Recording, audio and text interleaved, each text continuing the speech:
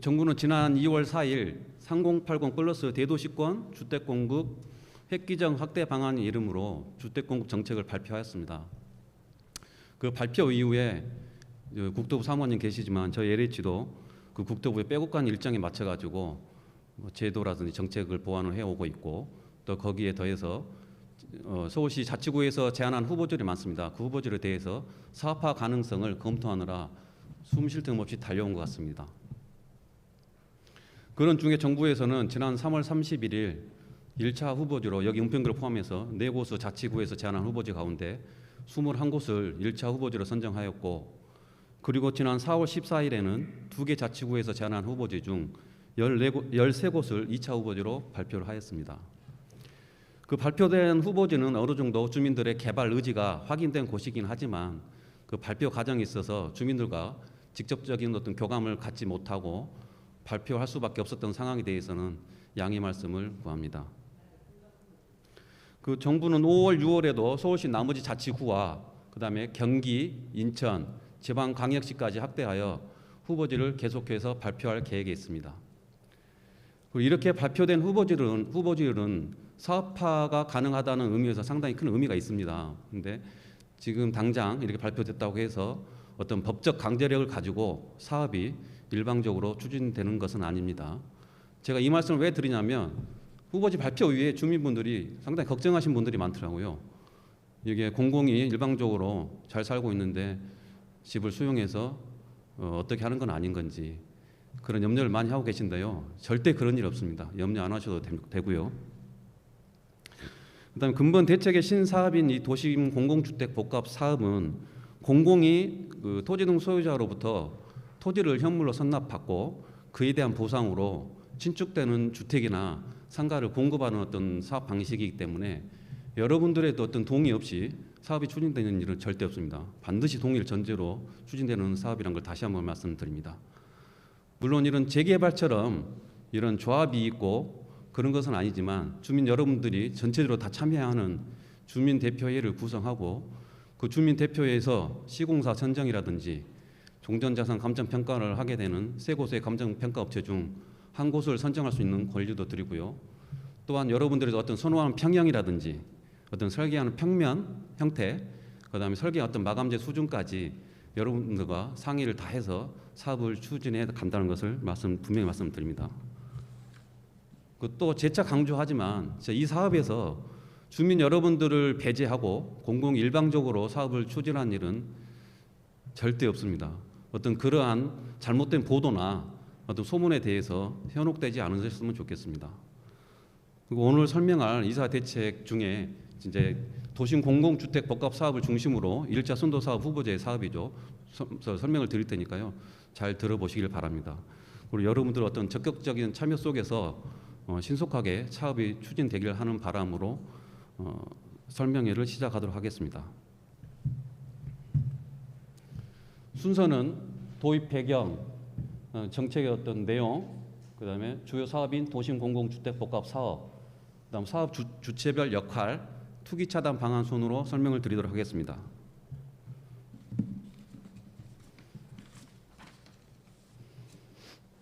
먼저 도입 배경입니다.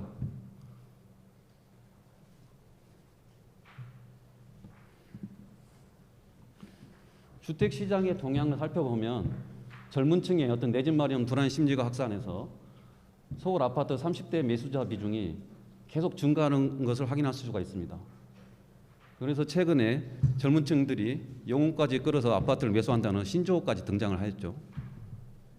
또 한편으로 보면 가구 분화가 이례적으로 가속화가 되고 있는 가운데 주택 수급 불균형이 상당히 우려되는 상황입니다.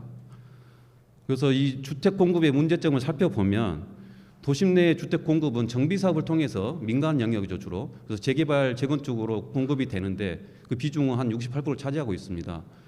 근데 이런 사업들이 절차가 되게 복잡하고 그 절차의 하자로 인해서 사업의 중도에 그만두는 사례들이 상당히 비일비재합니다. 그래서 현재 보면 사업 기간은 약 10년, 사업 기간이 10년 정도 걸리게 되는 것도 그런 상황에 처해 있습니다. 그래서 정부는 지난 2월 4일 날 주택 공급의 대책으로 공공이 사업을 추진하되 신속하게 빠르게 대량으로 공급할 수 있는 신사업 수단을 도입하게 된 것입니다.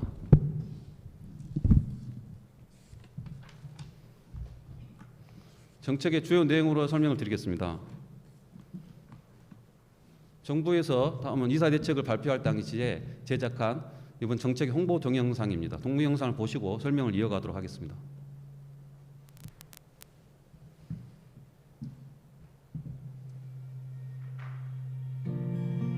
산으로 가로막힌 지역. 빼곡히 늘어선 집과 건물들. 누구나 도시에는 새로운 집을 지을 땅이 부족하다고 생각합니다.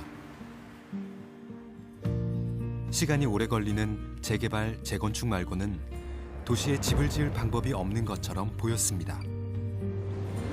하지만 조금만 생각해보면 양질의 저렴한 주택과 새로운 산업을 위한 혁신 공간이 들어설 좋은 땅이 얼마든지 있습니다.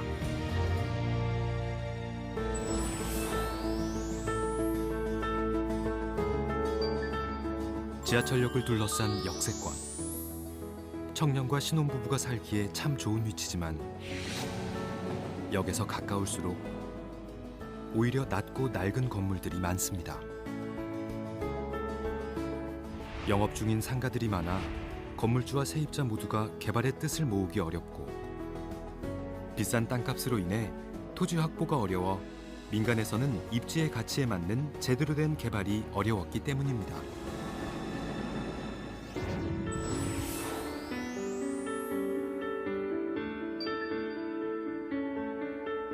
산업이 쇠락하면서 빈 공장과 낡은 상가가 밀집해 있는 이곳은 준공업 지역입니다.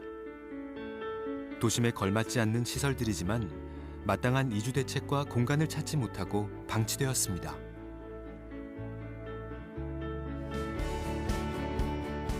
(4차) 산업혁명 시대, 새로운 산업과 일자리가 도시 안에서 자리를 찾고 있지만 서울에서만 분당 신도시만한 크기의 땅이 용도에 맞게 활용되지 못하고 있습니다.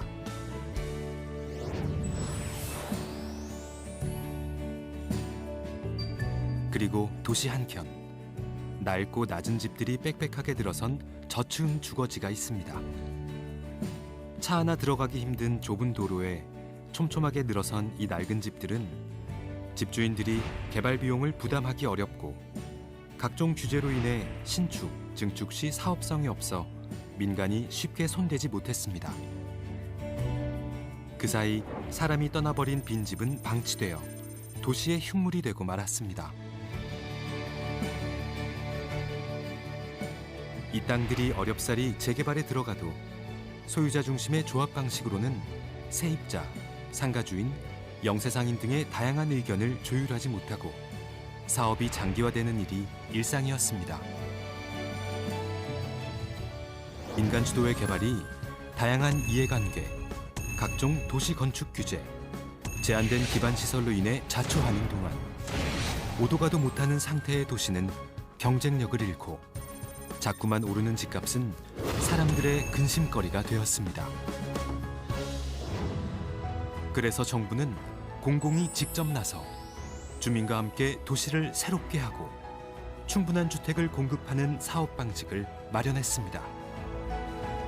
민간의 창의적인 아이디어를 기반으로 절차를 간소화하여 속도를 높이며 주민 한 명 한 명의 입장을 세심하게 고민하고 도시, 건축 규제를 합리적으로 개선합니다.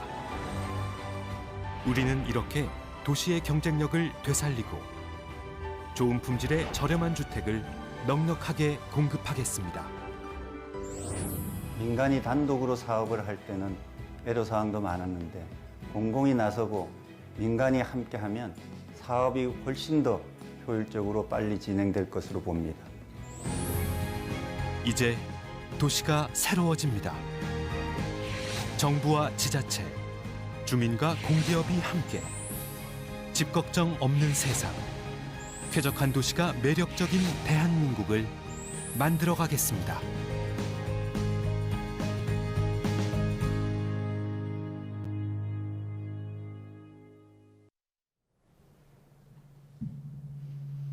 네, 내용은 잘 보셨습니까? 조금은 감이 오시죠? 예. 설명을 이어가 보도록 하겠습니다. 먼저 다음은 이번 대책의 주택 공급 목표입니다.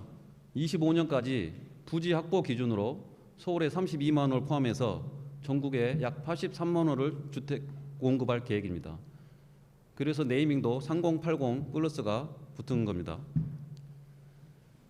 세부적으로 보면 역세권, 중공업, 저층 주거지를 개발하는 도심 공공주택이 19만 6천 호, 그다음 공공에서 직접 시행하는 재개발 재건축이 13만 6천 호, 다음은 도시 재생을 통한 주택 공급 3만 호, 그다음 공공 택지 신규 지정을 통한 26만 3천 호, 그다음 소규모 정비 등 기타 사업으로 21만 1천 호가 되겠습니다.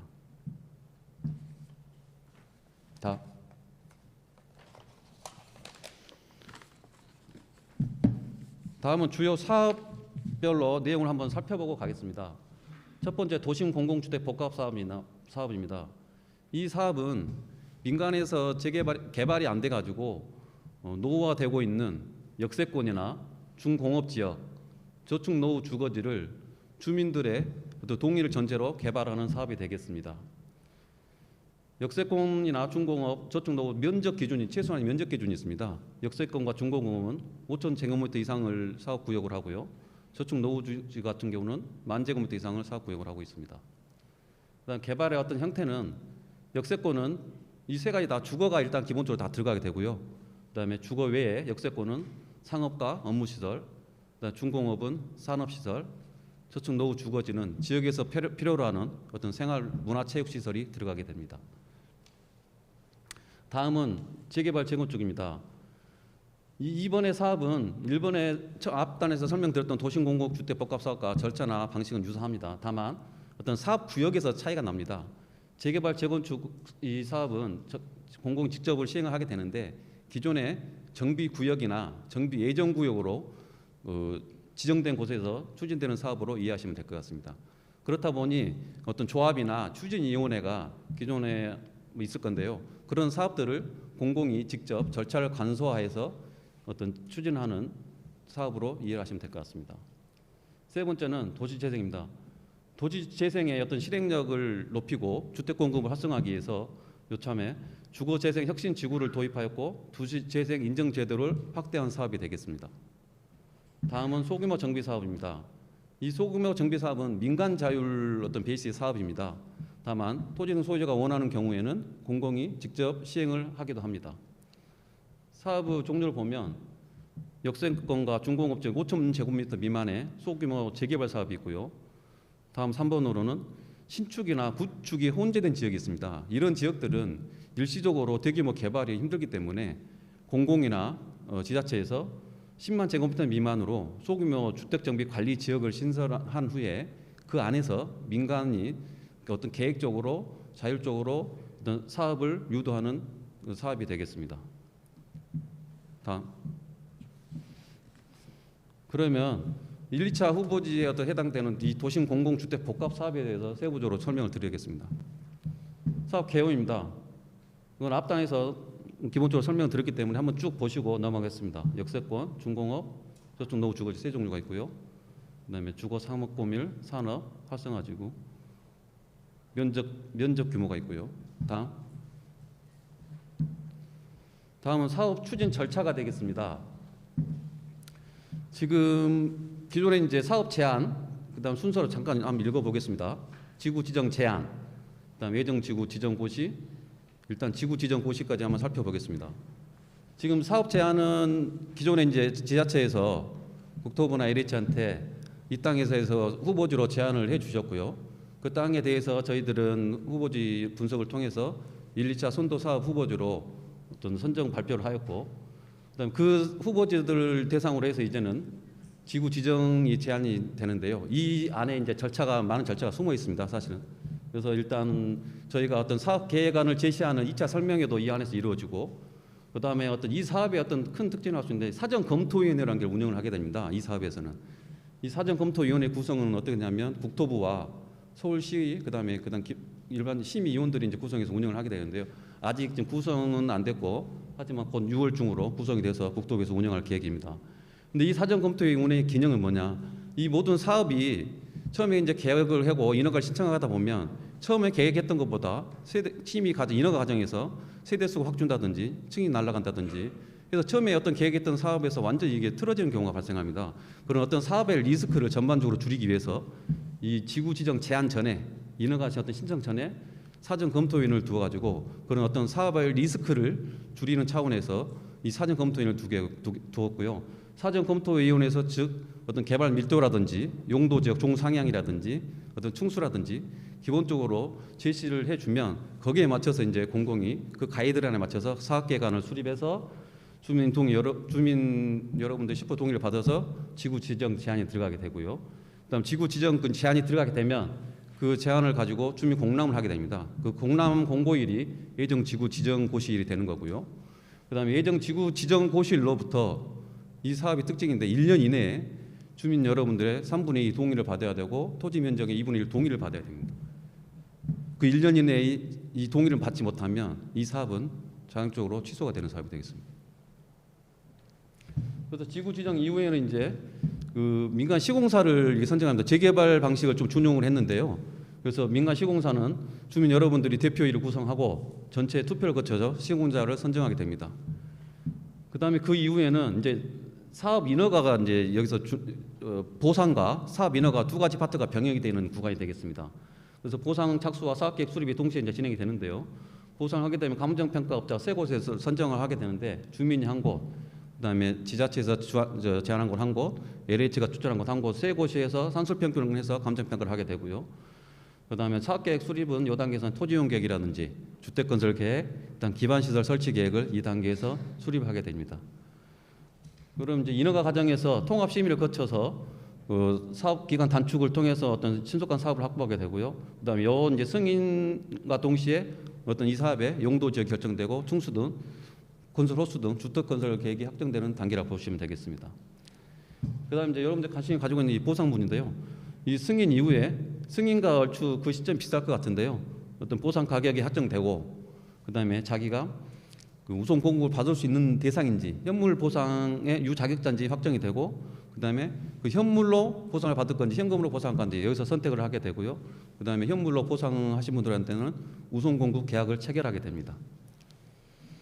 그다음에 이제 이주와 철거가 되고 착공 이후에 일반 분양이 진행되는 순으로 진행이 되겠습니다. 이렇게 쭉 해보면 진짜 빠르게 이 사업이 순리적으로 진행된다고 하면 5에서 6년 이내에 이 사업은 완료되는 아주 획기적인 사업이라 할 수 있겠습니다. 다음은 사업 구조입니다. 이 사업과 관계된 이해관계인들을 쭉 도식화한 어떤 그림인데요.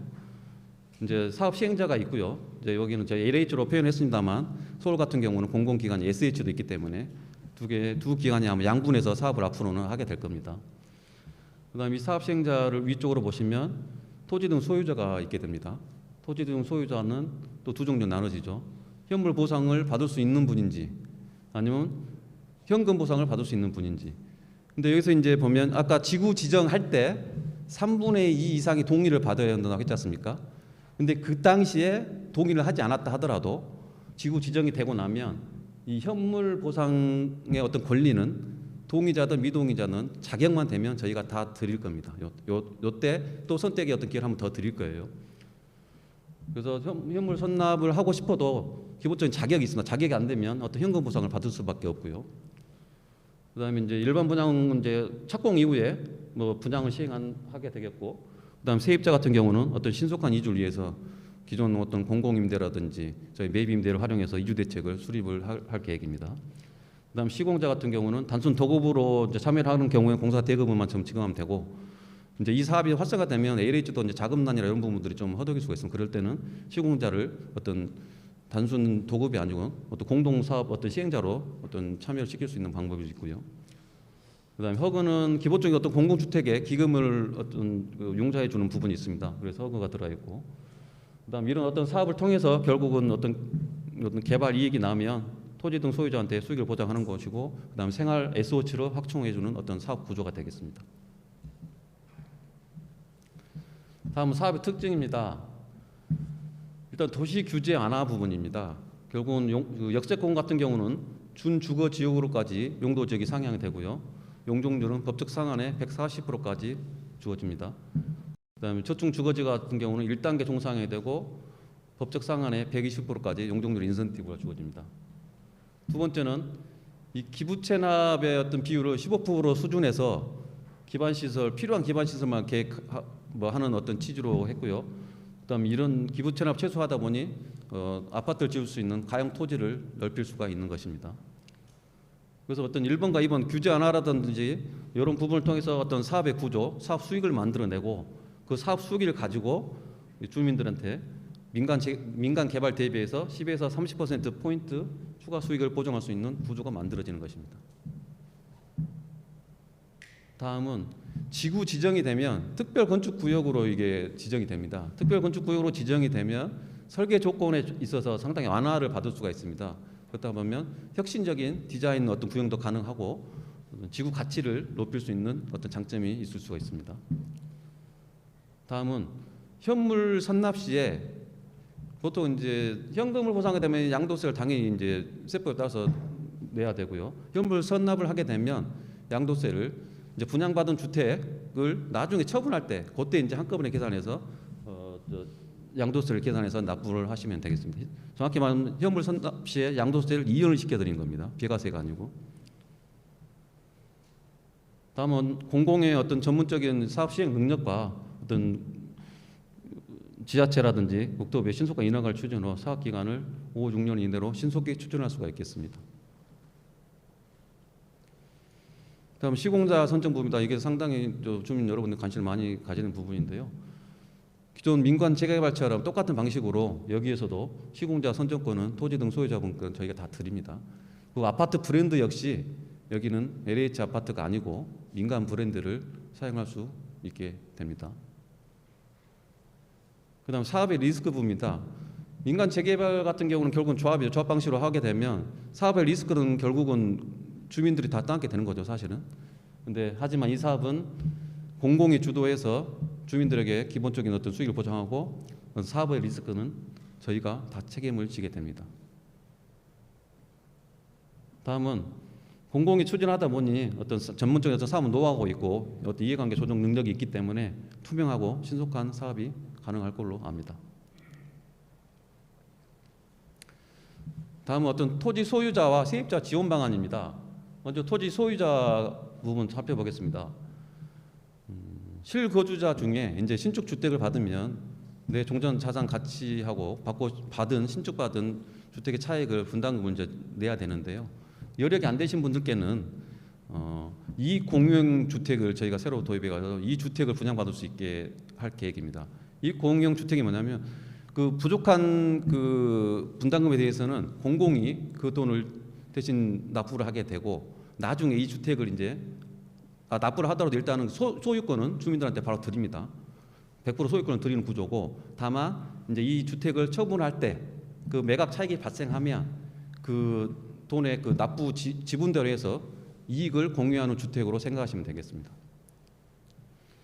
그다음 전세금 반환 여력이 없는 집주인들이 많이 있습니다. 이런 부분들은 지금 사실은 이게 상품이 아직 나온 건 아니고 어떤 일정한 요건을 충족한 경우에 하나요 전용 대출 상품을 지금 마련할 계획이 있습니다.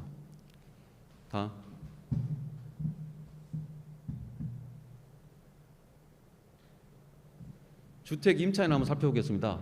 기본적으로 이제 그 토지보상법에 정한 이사비라든지 주거 이전비는 기본적으로 저희가 제공을 하고요. 그다음에 건설 기간 동안에는 인근에 어떤 개발 사업 지구에 있는 공공임대라든지 공공 자가주택을 임시 거주지로 저희가 제공할 계획입니다. 그다음 건설 후에는 어떤 물량 일부를 공공임대로 활용해가지고 공공임대 우선적으로 공급할 수 있는 권한을 드릴 계획입니다.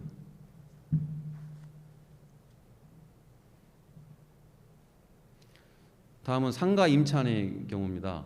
기본적인 영업 보상을 저희가 해드리고요. 그다음에 이제 건설 기간 동안에는 인근의 공실 상가라든지 공공임대 상가를 활용해서 영업을 계속 이어갈 수 있도록 저희가 지원할 계획입니다. 그다음에 건설 후에는 단지 내에 어떤 상가에 일반 분양권 상가가 있다고 하면 일부를 공공임대로 상가로 저희가 공급해서 영업을 계속 지원을 할 계획입니다.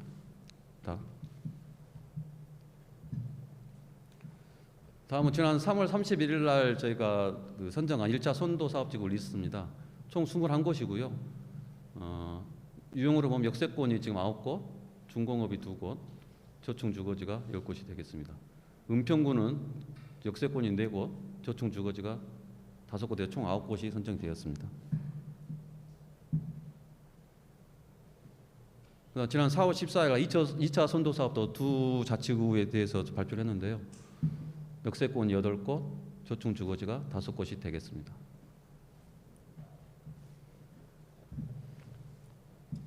이 표는 이제 사업의 효과가 도대체 어느 정도 했는지 저희가 사업성 분석을 해서 1차 선도 사업 후보지 21곳에 대해서 사업 효과를 도표한 것이 되겠습니다.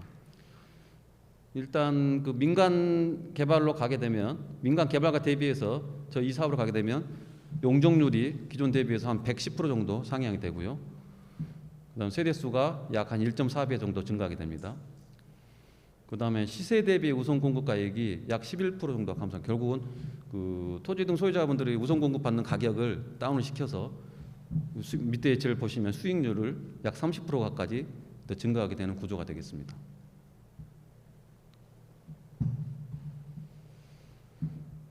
다음은 가상의 역세권의 모의 사업성 분석 결과입니다.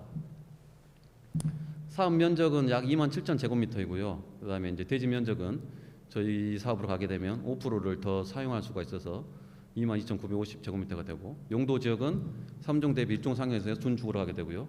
용적률 역시 100%가 상향된 400%. 그래서 세대 수는 약 1.47배가 증가하게 됩니다. 그다음에 일반 분양가 역시 민간으로 갔을 때는 시세 한 95%고 공공으로 가게 되면 90%까지 가게 되고요.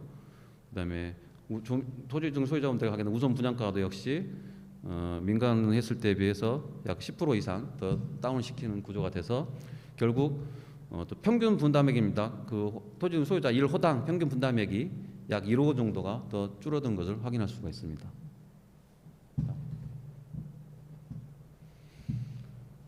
다음은 개발 조감도 한번 쭉 보시겠습니다. 지금 처음 보신 것이 이제 은평구 1차 선도사업 후보지인데요. 저층 주거지 사업이 되겠습니다.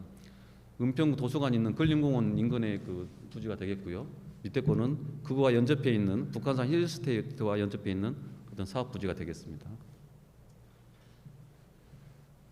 다음은 불광동 연신내역의 역세권 사업의 어떤 개발 조감도입니다. 밑에는 영등포 역세권의 어떤 개발 조감도를 보실 수가 있겠습니다. 다음은 금천구 가산 디지털역의 역세권의 개발 조감도가 되겠습니다.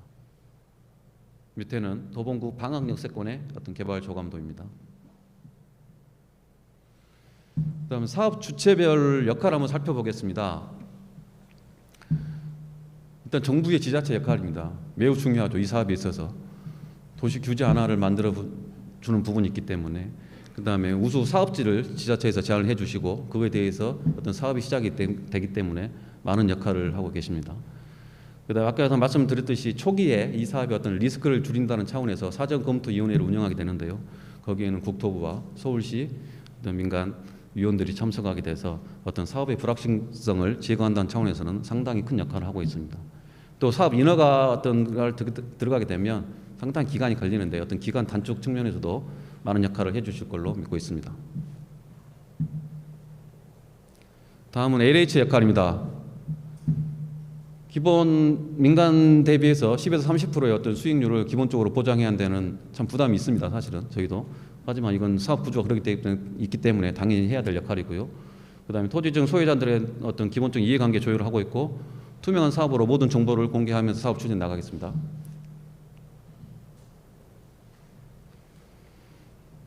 다음 민간 건설과 저희 공공의 어떤 사업을 기본적으로 그냥 도표한 건데요.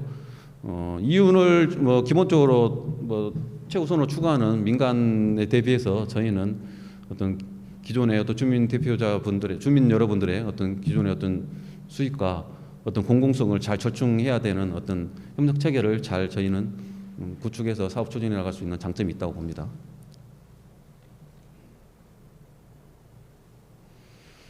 다음은 사업 기간입니다. 사업 시간이 다 돈이죠, 사실. 그래서 기존에 10에서 13년 걸린 것을 5에서 6년까지 줄여서 단축 기간만큼 어떤 새로운 집에서 어떤 주거 환경을 쾌적하게 거주할 수 있는 권리를 드릴 거고요. 그다음에 어떤 그 이후에 어떤 재산권 행사라든지 그런 기관들을 빨리 단축해서 최대한 이익을 드리도록 하겠습니다. 다음은 요 동영상은 이제 기존 유튜브에서 KBS 시사기획창이라고 공영방송에서 거기서 어떤 20년 6월에 그 방송한 민간 재개발의 어떤 실태인데요. 한번 동영상을 보시고 또 이야기를 이어가겠습니다. 지난번 1교시 때는 이제 용산 같은 공공이 공급하는 주택은 어떻게 하느냐, 토지 임대 방식으로 이제 가는 게 어떻겠느냐라고 제안을 했었고, 근데 사실 공공이 공급하는 주택이라는 게 서울 도심만 보더라도 거의 없잖아요. 용산 땅 같은 경우는 어쩌다 하나 나온 거고, 거의 다 민간이 갖고 있는 재개발이나 재건축을 통해서 주택을 공급하는 수밖에 없단 말이에요. 근데 이거는 민간 사유재산 아닙니까? 사유재산을 갖다 그러면 어떻게 할 거냐? 그냥 이거 놔둬야 되느냐? 이거에 대한 방법을 한번 좀 오늘 보겠습니다. 여기는 이제 흑석동의 이제 재개발 구역입니다. 일부는 이미 재개발돼서 새 아파트가 들어서면 되고, 앞으로 상당 부분이 다 이제 재개발 구역별로 나눠서 되는데, 재개발을 어떻게 해야 될 것이냐. 왜냐면은 재개발이라는 게 뭐 잘 경험상 많이 보셨을 겁니다. 주변에 이렇게 새 아파트 단지 하나 들어서면은 재개발이나 재건축을 통해서 이 아파트가 고층이 되니까는 원래 1000채 있던 주택이 5000채로 늘어나는 거잖아요. 5배가 늘어나는 거잖아요. 예를 들어서. 그런데 주택이 공급이 많아지니까 집값이 좀 떨어져야 되는데, 공급이 늘어나는데도 덩달아서 주변 집값까지 같이 다 뛰어오르거든요. 재개발 하나 들었으면은. 이게 왜 그런 거냐. 이유가 다 있거든요. 공급이 늘어나는데 왜 가격이 뛸까? 아까 그 흑석동 지역에서 재개발하는데 원래 처음에 시공사가 2,700억에 우리가 그 공사를 하겠다라고 입찰을 들어갔거든요. 그래서 뭐 A건설사는 3,000억, B건설사는 3,500억 뭐 해갖고 가장 공사비를 낮게 적어놓은 여기 그 C건설업체라는 데가 2,700억을 우리 이 정도면 할 수 있어 라고 해서 낙찰을 받았습니다. 그래서 시공사로 선정이 됐어요. 그런데 선정되고 나서 공사비를 4,000억으로 증액을 하거든요. 한 1,300억 증액합니다. 여긴 그렇게 뭐 또 많이 증액하는 데도 아니에요. 다 이렇게 증액합니다. 증액하는 이유가 설계 변경을 좀 해야겠다라고 조합에 이제 설명을 합니다. 설계 변경을 왜 하느냐? 아파트 단지 전체 면적이, 그 전체 이제 조성할 단지 면적이 뭐 이 정도 규모였었는데 24만에서 31만 제곱미터로 좀 늘려야겠다. 늘리니까 당연히 공사비가 더 들어갈 거 아니에요. 그러니까 이 건설사에서 1,300억 정도를 우리가 좀 더 받아야겠다라고 이제 요구를 하는 겁니다. 그러면은 뭐 예를 들어서 30평 아파트를 면적을 늘려준다니까 30평 아파트를 35평으로 늘려주는 거면은 이 조합원들이 이해합니다. 아, 내 아파트 더 넓게 해주니까는 내가 조금 더 돈 내더라도 손해보는 건 아니겠지라고 하는데, 거의 모두가 이 면적을 늘려서 설계 변경한다는 게 이 건물을 면적을 늘린다는 게 아니고 다 이 지하 주차장을 늘리는 거거든요. 24만 제곱미터였는데 주차장 이만큼 더 늘리자. 그러니까 공사비 늘려달라라는 거거든요. 이 방식이 모든 재건축, 재개발 현장에 똑같은 패턴입니다. 다 이렇게 공사비를 증액을 합니다. 자, 그러면은 지하 주차장 늘리는데 물론 늘릴 수 있어요. 늘릴 수 있어요. 요즘 차 많이 있으니까 지하 주차장 원래 설계한 것보다 더 늘려야 될 필요성이 있습니다. 그런데 공사비라는 게 지하와 지상은 정말 천양지차거든요. 지하 공사비는 그냥 땅 파서 여기다가 기둥 세우고 그다음에 형광등 몇 개 달고 페인트 칠하면 끝납니다. 뭐 돈 들 게 별로 없어요. 근데 이 지상은 벽체 세워야죠. 문짝 달아야지, 형광등 달아야지, 창문 또 달아야지, 마루판 깔아야지, 뭐 화장실 변기까지 달아야지. 공사비가 지하하고 지상은 3배 차이가 나거든요. 지상은 하나도 늘리지 않고 지하만 늘리는데 공사비 늘리는 거는 지상을 기준으로 해서 뻥튀기를 시킵니다. 이래서 건설사들이 이제 그 폭리를 취하는 거거든요. 그러면 조합원들이 그러면은 애초에 계약한 게 2,700억 약속을 했는데 문제를 삼으면 될 거 아니냐. 낙찰을 일단 한번 받고 시공사가 선정되고 나면은 갑과 을의 위치가 완전히 바뀌지 않습니까? 그 다음부터는 조합이 이 시공사의 말을 따라갈 수밖에 없습니다. 이렇게 늘린다고 해서 너희들하고 이제 너희 건설사 약속을 어겼으니까 싫어, 너희들 나가, 우리 다른 건설사 다시 선정할래. 시간이 돈인데 2주 다 시켰지, 철거 다 시켰지 했는데 시간이 공사기일이 차일피일 미뤄지면은 그 부담이 4천억이 아니고 정말 5천억, 6천억이 돼버리는 거거든요. 그러니까 시공사가 원하는 대로 따라가 줄 수밖에 없습니다. 그래도 불안합니다. 여기 재개발한 조합원들이 내가 좀 좋은 아파트 살고 거기다 또 돈도 좀 벌겠다고 뭐 그거 죄라는 거 아닙니다. 잘못했다는 거 아니에요. 그러기 위해서 여기 재개발하는 건데 공사비가 이렇게 늘어나면은 내가 부담해야 될 금액이 돈 오히려 내야 되는 거 아닌가 불안할 거 아닙니까? 그러니까 원성이 다 자자합니다. 그래서 조합이 시끄러운 거거든요. 재개발, 재건축이. 공사비가 늘어나니까. 그러니까 이 공사 현장도 이 조합원들이 들고 일어났어요.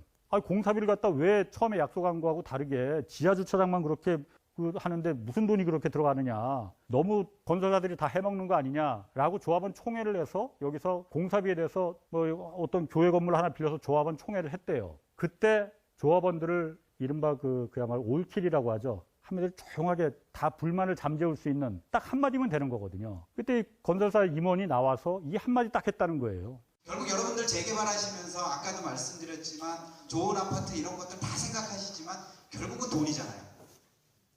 아무리 시끄러운 사업장에서도 가격이 올라가면 조용해집니다. 결국 동작구 최고 시세 강남백은 여기 제일 비싸게 만들어 드리겠습니다. 뭐 제일 비싸게 분양해 주겠다. 이 아파트. 이 한마디에 조용히 그냥 박수치고 다 해산하는 겁니다. 이거거든요. 민간 재개발 사례를 한 방송인데요. 주민 여러분들의 어떤 자산을 맡기고 한 사업인데 좀 씁쓸한 장면들이 있죠. 물론 뭐 모든 시공사가 다 그런 건 아니겠죠. 공공에 전문적으로 관리를 하면 이런 일은 절대 없습니다. 다음 LH의 어떤 정비사업 기존에 저희가 했던 우수 사례를 한번 보겠습니다. 저희도 정비사업을 한 지가 꽤 됐습니다. 사실은 지금은 여기에 지금 2000년대 어떤 사업을 위주로 제가 담은 것 같은데요. 일단 안양 덕천 지구는 2016년에 준공된 지구입니다. 세대수는 약 한 4,250세대가 되고요. 그다음 브랜드는 지금 삼성 레미안입니다. 그다음 성남 순환 재개발은 지금 3개 구역이 지금 공사 중에 있습니다. 금강은 5,300세대, 4,700세대, 2,400세대 다 대규모 단지들입니다. 브랜드는 지금 잘 아시는 뭐 대림, 그다음 자이, 푸르지오, 하늘채 등이 참여하고 있고요. 그다음에 초기에 했던 어떤 사업으로 제가 기억하는데 관악산 재개발 사업입니다. 신림동에 있고요. 금호에서 했던 사업이 되겠습니다. 다음 공공이 어떤 주도를 하되 민간 영역도 저희도 같이 어떤 참여를 좀 방안을 강구를 하고 있습니다. 그래서 이제 민간 공동 방식과 협업 방식이 있는데 협업은 기존의 도급제 방식으로 해서 단순 시공 설계만 참여하는 방식이 되었고요. 민간 공동 방식은 공동 어떤 출자를 해서 어떤 사업 이익을 배분하는 구조가 되겠습니다.